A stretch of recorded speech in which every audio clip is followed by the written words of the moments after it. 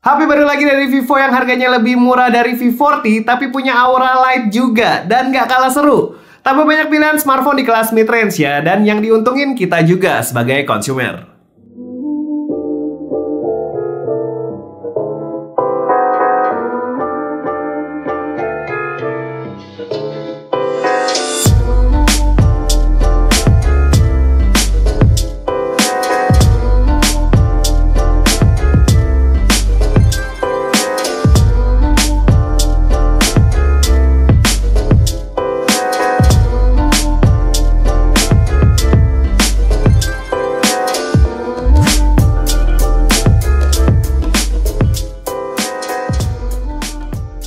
Kali ini Vivo ngeluarin HP baru lagi ya, Vivo V40 Lite. Seri yang lebih terjangkau dari V40 tapi ngasih beberapa fitur yang masih V-series banget. Jadi V40 Lite ini ada dua varian ya, yang 4G dan yang 5G. Harganya juga mulai dari 3,3 juta aja sampai 5,5 juta, tergantung varian jaringan dan storage-nya juga. Tapi kali ini gue mau ngebahas yang varian 5G-nya. Jadi di sini dia punya dua pilihan warna, Carbon Black dan yang menurut gue paling kece sih si Titanium Silver-nya ini ya. Missingnya warna Pearl Violet-nya aja yang cuma ada di varian 4G. Nah, buat yang warna Titanium Silver-nya ini, sekilas sih emang warnanya mirip sama HP buah-buahan ya. Tapi ya karena warnanya mirip, jadi kesannya tuh mewah banget. Ditambah desain ini juga benar-benar fresh ya. Bisa gue bilang desain V40 Lite ini jadi salah satu desain V-series paling keren sejauh ini. Walau material back covernya masih pakai polikarbonat, tapi finishing matte-nya yang disebut Vivo Diamond Starry Texture feel-nya jadi kayak pakai material premium. Dan sesuai namanya, back covernya ini kalau kena cahaya ada bias-bias bentuk bintangnya, keren deh. Nah, desain bump kameranya juga baru nih, yang disebut Vivo itu Cushion Cut Diamond Camera Shape, yang bentuknya ke arah oval ya, jadi nggak kayak HP-HP lain di pasaran. Bikin tampilannya makin fresh. Di bawah kamera ini juga ada aura light yang sekarang ada embel-embel AI-nya cuy. Fitur penting yang kepake banget nih kalau lagi foto-foto, nanti kita tes ya. Tapi satu hal yang gue kurang suka soal desainnya sih ada di frame-nya aja nih. Finishingnya yang disebut Vivo Metallic Frame yang lebih ke arah chrome gini emang kelihatan lebih mewah. Tapi sekalinya kotor jadi kelihatan dekil banget cuy. Tapi sedikit terobati sih karena bentuknya udah 2.5D, jadi nggak tajam kalau digenggam tanpa case. Buat desain layar karena ini V-series, jadi udah pakai Ultra O-Screen display dan bentuknya flat ya. Dot kameranya juga cukup kecil, tapi buat bezelnya nggak tipis-tipis banget karena di kelasannya ada kok yang lebih tipis bezelnya. Tapi terobati karena bentuknya cukup simetris, jadi nggak terlalu ganggu banget kalau lagi dilihat. Untuk panel layarnya, walaupun ini versi Lite-nya, tapi by specs dan experience dipakainya nggak kalah sama V40-nya cuy. Untuk specs-nya masih tetap oke. Panelnya udah AMOLED 6,67 inci 120Hz yang punya resolusi Full HD+. Kalau saat gue bandingin sama si V40-nya sih benar-benar identik ya. Dalam arti tetap bisa nampilin konten yang vivid dan tajam kalau dipakai buat nonton. Dan buat gaming, respon layarnya juga enak banget cuy. Lancar, anti delay, anti ghost touch deh. Mantap. Nah, karena layarnya udah AMOLED juga, jadinya fingerprint scanner juga udah di dalam layar ya. Tapi untuk masukan aja buat Vivo nih ya. Mungkin kedepannya posisi fingerprintnya ini bisa lah ya dibuat sedikit ke atas. Biar posisinya lebih natural dan lebih pas aja gitu saat buka kunci layar pas lagi megang HP-nya. Nah, kalau HP-nya sering keasikan dipakai buat nonton, kalian juga nggak perlu khawatir cuy. Karena baterai 5000 mAh-nya ini cukup irit.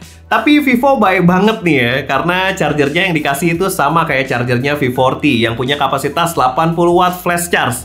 Klaim dari Vivo sih bisa ngecas baterainya dari 1 ke 45% cuma butuh waktu 15 menit. Tapi pas gua tes ngecas 15 menit cuma dapat 35% aja cuy. Not bad lah ya, masih tetap kenceng. Dan buat ke 100% masih di bawah 1 jam, tepatnya sih di 49 menit aja. Nah, kalau kita lagi ngomongin V-series-nya Vivo, kurang afdol ya kalau kita nggak ngomongin kameranya. Secara nih ya, setup kameranya cukup menarik cuy. Di belakang Vivo V40 Lite punya dua kamera. Main kameranya punya resolusi 50 megapiksel dan pakai sensor yang cukup mewah nih. Sony IMX882. Satu lagi kamera ultrawide 8 megapiksel dan buat resolusi kamera depannya juga cukup gede nih di 32 megapiksel. Penggunaan sensor Sony IMX882 di kamera utamanya ini cukup tepat ya, karena V-series selalu jago di sisi kameranya. Kalau kita lihat hasil fotonya yang dihasilkan cukup bagus, warnanya custom dengan Vivo banget. Tetap saturated tapi nggak over. Dia juga bisa dapat detail yang cukup bagus ternyata. Soal dynamic range juga nggak usah ditanyain lagi karena udah cukup luas. Highlights-nya juga terjaga dengan baik kok.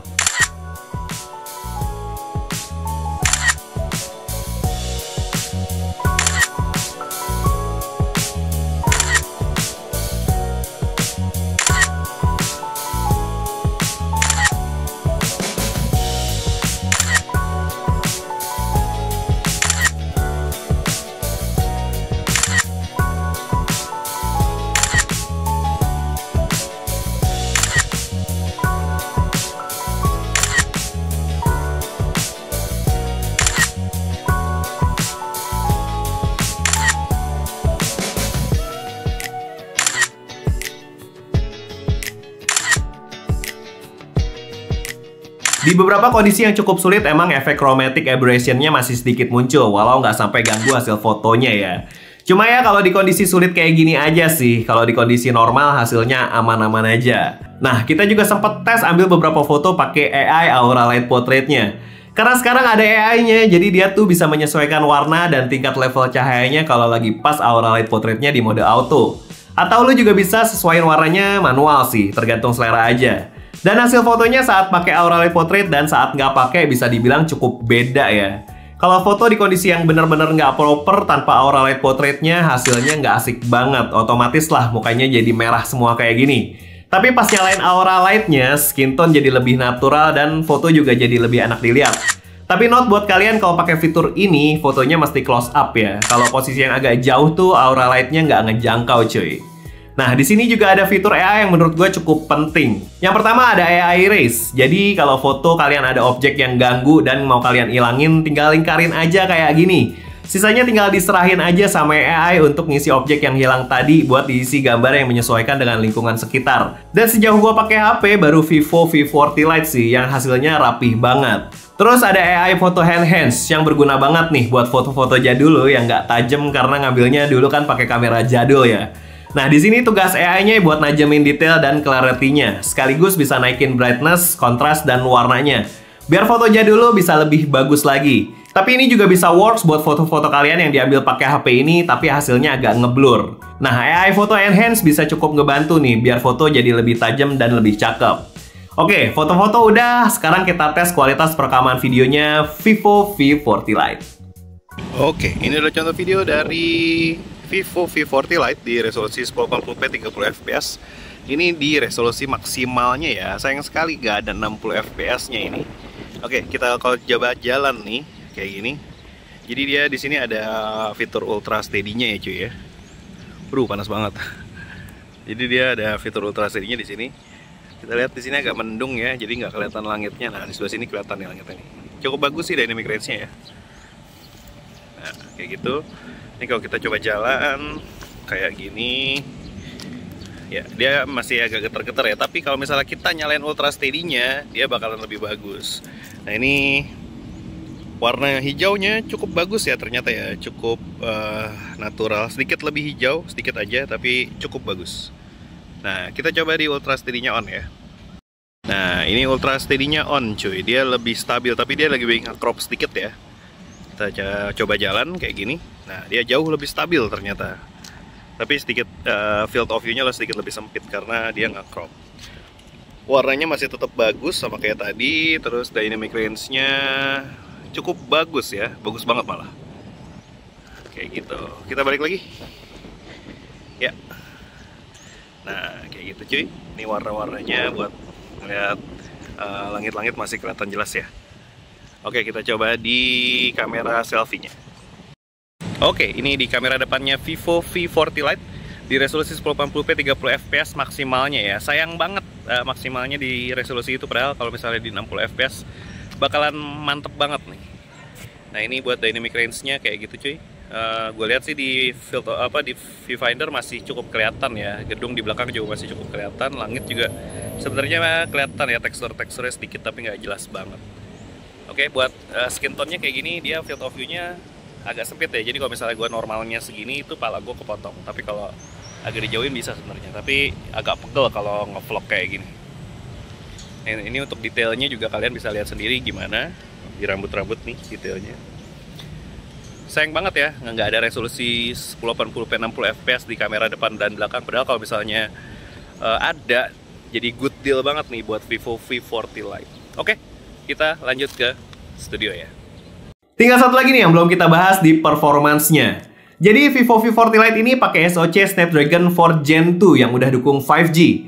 Kalau kalian tahu, SoC ini setara sama Dimensity 6080 atau Snapdragon 695. Kelihatan juga ya pas kita tes skor Antutu, range skornya tuh ada di 445 ribuan. Buat ikhlasannya ya emang nggak kenceng-kenceng banget cuy, cuma masih bisa dibilang cukup lah. Tapi jangan salah nih, keunggulan SoC low power kayak gini tuh ada di segi stability-nya cuy. Karena pas gua tes CPU throttling dia cukup stabil di 77% dan dikit banget area kuningnya. Dan yap, seperti biasa kalau SoC di kelasan ini buat main game casual dan sedikit kompetitif sebenarnya masih bisa banget cuy. Gua tes main Mobile Legends berkali-kali, ada kali 2 jam. Suhunya stabil banget. Ini berefek ke performance-nya yang ikutan stabil dan FPS-nya juga jadi stabil ya. Kekurangannya cuma ada di settingan grafiknya aja sih, karena cuma kebuka high-high aja.